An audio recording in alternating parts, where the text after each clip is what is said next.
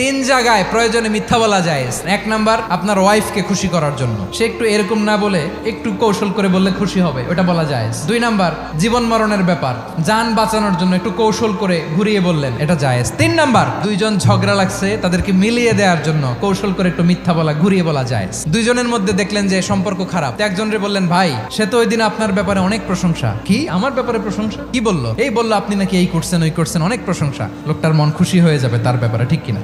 আবার তার সাথে যার ঝগড়া, ওরে যে বলুন, ভাই ওই দিন তো সে আপনার অনেক অ্যাপ্রিসিয়েশন করলো, অনেক, সে তো অবাক, কি রে বলে কি? এই যে দুইজনের ব্যাপারে দুইজনের একটু ভালো ভালো কথা বলে দিচ্ছেন, একদিন দেখবেন রাস্তা দিয়ে হাঁটার সময় একে অপরকে সালাম দিয়ে ফেলছে, সালাম দিয়ে বুকে জড়ায় ধরছে, আছে না নাই?